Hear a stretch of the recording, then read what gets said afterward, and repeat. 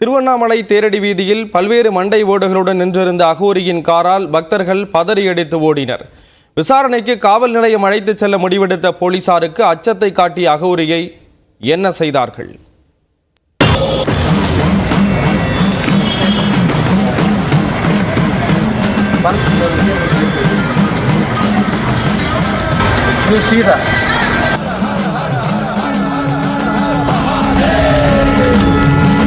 திருவண்ணாமலை திருக்கோவிலுக்கு நாள்தோறும் ஆயிரக்கணக்கான பக்தர்கள் தரிசனத்திற்காக வந்து செல்வர். சம்பவத்தன்று வழக்கம் போல கோவிலின் கிரிவல பாதையில் பக்தர்கள் கூட்டம் அலை மோதியது. தேரடி வீதியில் சிவனை நினைத்து ஆன்மீக உணர்வோடு நடந்து சென்ற பக்தர்கள் திடீரென பீதியில் உறைந்து நின்றனர். தேரடி வீதியில் பொதுமக்களை அச்சுறுத்தும் வகையில் பல்வேறு மண்டை ஓடுகளுடன் கூடிய கார் ஒன்று நிறுத்தப்பட்டிருந்தது.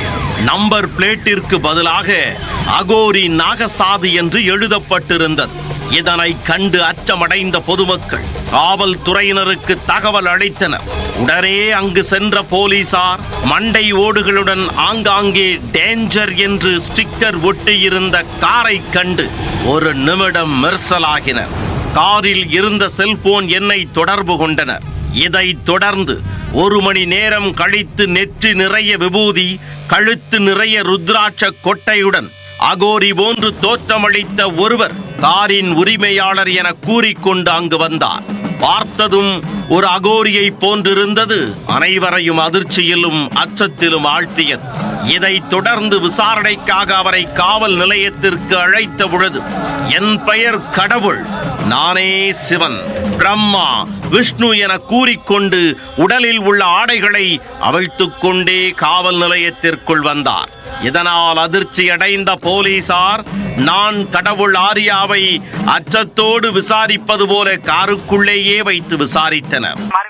சுமார் 1 மணி நேரத்திற்கு மேலாக விசாரணை நடத்தியதில் அவர் ரிஷிகேஷ் பகுதியில் இருந்து திருவண்ணாமலைக்கு சாமி தரிசனம் செய்ய வந்ததாகவும், கார் பார்க்கிங் செய்ய இடம் ஏதும் இல்லாததால் சாலையிலேயே நிறுத்திவிட்டு கோவிலுக்கு சென்று சாமி தரிசனம் செய்ததாகவும் கூறியுள்ளார். தொடர்ந்து போக்குவரத்து விதிமுறையை மீறியதாகவும் பொதுமக்களை அச்சுறுத்தியதாகவும் அகோரி மீது வழக்கு பதிவு செய்யாமல் 3000 ரூபாய் அபராதம் விதித்து அவரை அனுப்பி வைத்தனர்.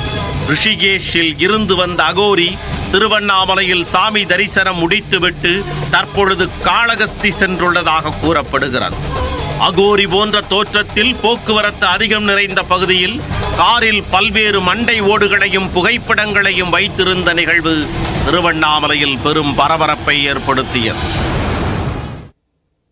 தூத்துக்குடியில்